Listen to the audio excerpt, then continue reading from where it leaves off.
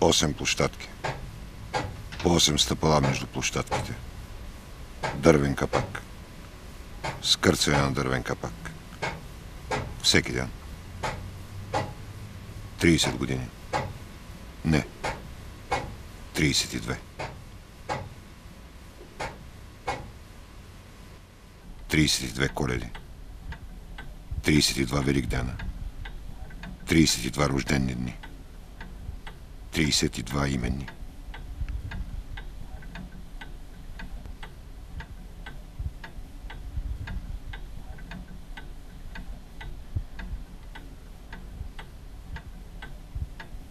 Вече се запъхтявам.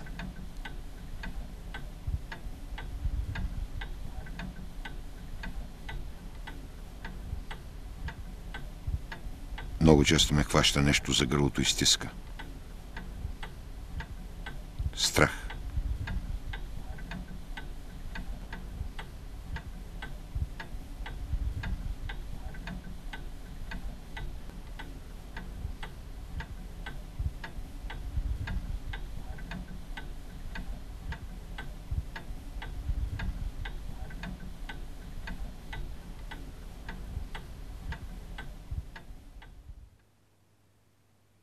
Сигурно е страх, защото няма какво друго да е. Страх ме от високото. Сега съм си изправил ризата. Тя ще изсъхне след половин час. Обличам се и тръгвам.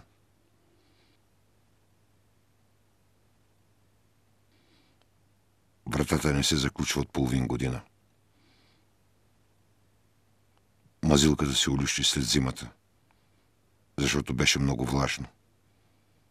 Тук зимите са влажни, но тази бе по-влажна от обикновено.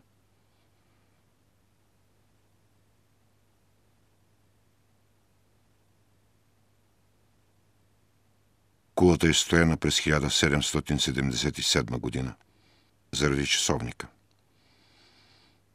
Часовникът пък го монтирали австрийци. Те разбират от влаги. Единият да вземе и да остане. Единият австриец. Залюбил се с наше момиче и останал да навива часовника. Синът му също навивал часовника. Обаче синът на сина му си заминал в Австрия.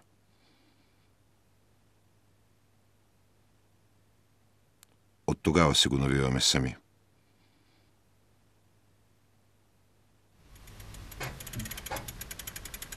То не е нещо сложно. Като слезе камъка додолу, трябва да го качиш пак горе. И той бавно тръгва да слиза. И после пак го качваш.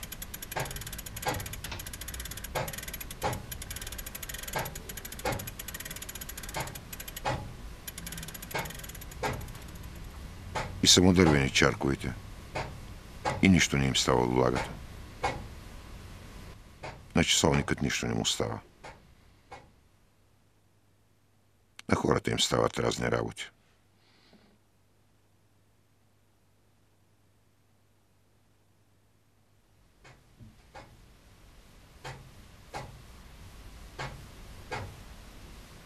Това времето е човешка измишлятина.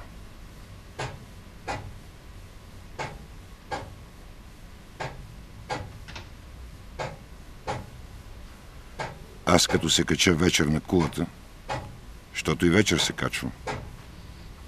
Денем се качвам да го навивам. Вечер за мой кеф. Та като се кача вечер и си гледам.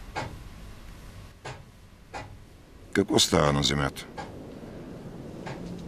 Избия часовника 9 пъти и почват да гаснат прозорците. Лягат се. Защото им е дошло време за лягане? Не. Защото така е прието. Обаче като погледнеш по-нагоре, звездите си светят, облаците си вървят, вятърът си духа. Ако му се вали дъжд, ще си повали и след 9. Торец има навсякъде. естествен ред. Може и Божи да е, но си е както трябва. Ето, например, свещеникът. Сутрин се моли от 6 до 9. После се моли вечер от 5 до 6. Тая работа не я разбирам. Да вярваш по часовник. 3 часа дневно вярваш, през останалото време си караш естествено.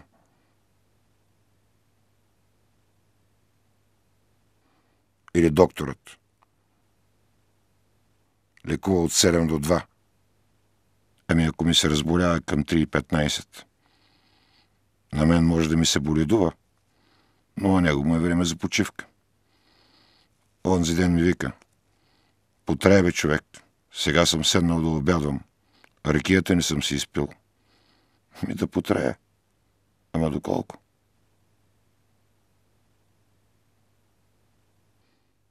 Ризата ми изсъкна. Някой път не ми се тръгва за кулата. Не знам какво ще намеря. Нали не се заключва вратата и нощем пикаят. Едно друго. Намирам разни работи. Ще чистя. Как няма да изчистя? Добре, че са му дървени чарковете. Щяха да ги окрадат, ако не бяха дървени.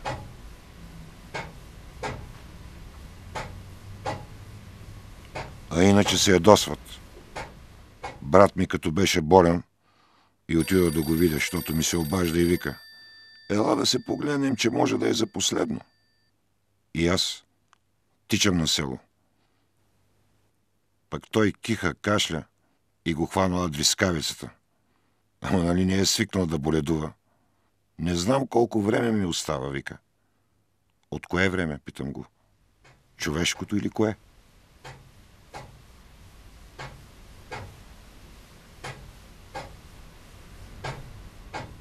Хората са много привързани към времето си. Затова не им вървят работите. Все си броят парите, времето. Минутата цепят. Та като ходих при брат ми и часовникът не бил 2 дни, като се прибирам и всички ме питат, от гарата ме започнаха: защо бе, човече, часовникът не изби? На мен за тая работа не ми плащат. Навивам го, защото все някой трябва да го навие. Той е като живо.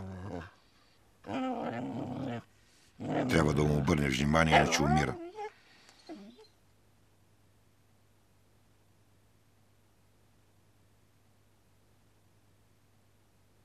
Като на комшията жената.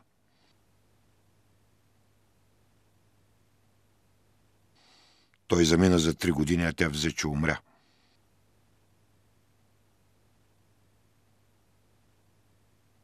Защото не говореше с друг, освен с него.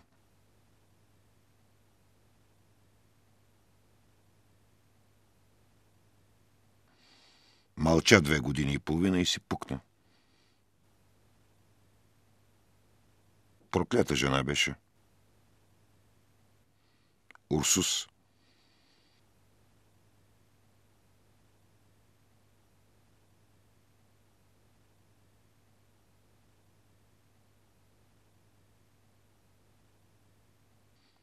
Трябва да й се обърне яката на тази риза, че съвсем е цъфнала. Това времето много ме тормози. Штрака колелото и гледаш как всеки зъб смачква 1 секунда. Някои зъбци са се напукали вече, на други нищо им няма. Някой път времето минава неусетно. Естествено.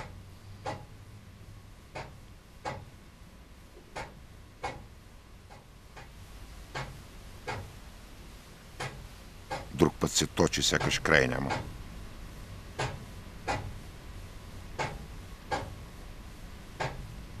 А иначе не е така.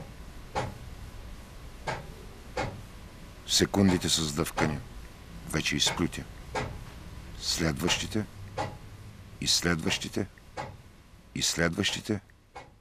Удар. кръгъл час или половинка.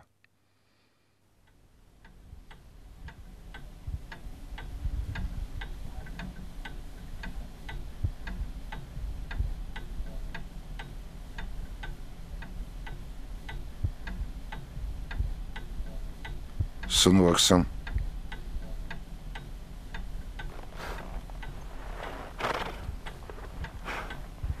Преди години беше, но още ми е пред очите. Язде кон. Аз никога не съм се качвал на такова добиче. Ама сънем всичко се случва. Конят е един хубав, здрав. Сърцето му бие като часовник. Яхаме с коня и пред нас бариера, като тези на влаковите прелези. И го усещам животното как се набира, напряга се. Цялото се стяга, сърцето му спира. Ще скача. Тогава да вземе и да им проговоря. Ако прескочим препятствието, да знаеш, прескочили сме времето. Излизаме на чисто.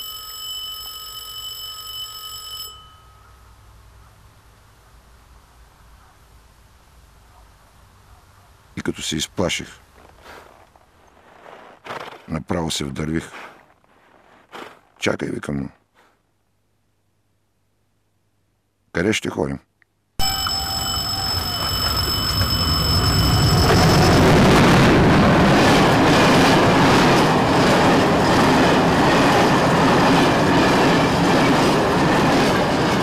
Изглежда като викнах, оплаших коня. Той се отпусна, помекна. Стъпи се на краката и не скочихме.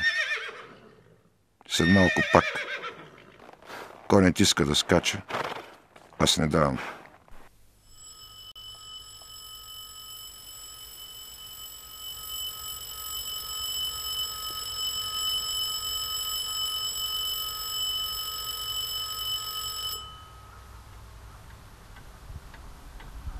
Напред, назад и се събудих мокър. Краката ме боляха, сякаш кон съм яздил. Нещо ме стяга и души. Страх трябва да е. Защото няма какво друго да бъде. Страшно е да прескочиш времето. Като в приказките. Прескочил през 9 планини някой. И къде попаднал?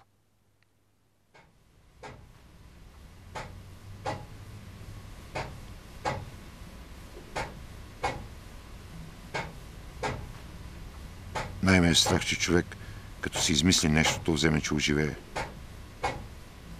Времето, страхът, като са живи и са опасни.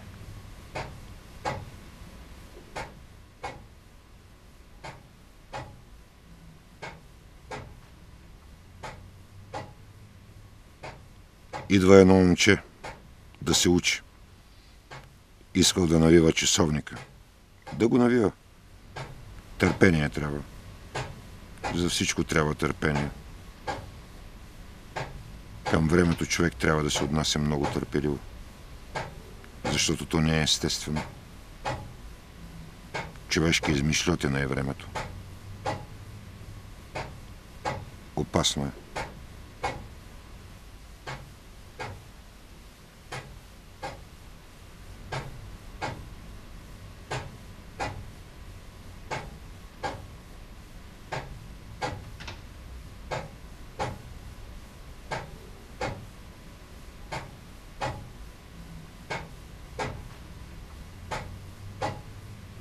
Ето, разправя, че съм умрял от удар. Намерили ме в сряда. В 7 вечерта. В кулата. До часовника.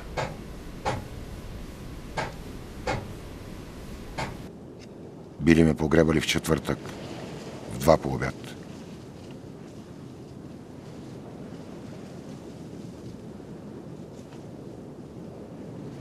Това за часовете и ните го разбирам. Хората само това гледат. Кой ден сме? Колко е часът?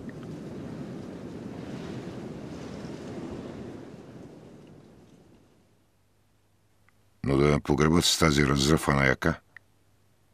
Не. Това не мога да го повярвам. Можеха да я обърнат. За половин час работа. Значи не съм умрял.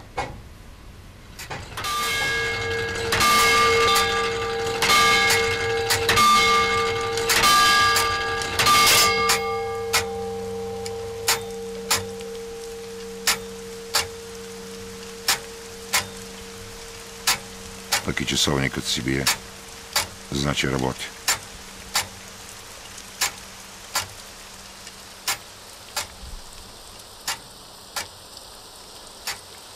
Ризата ми е съвсем суха. Време е.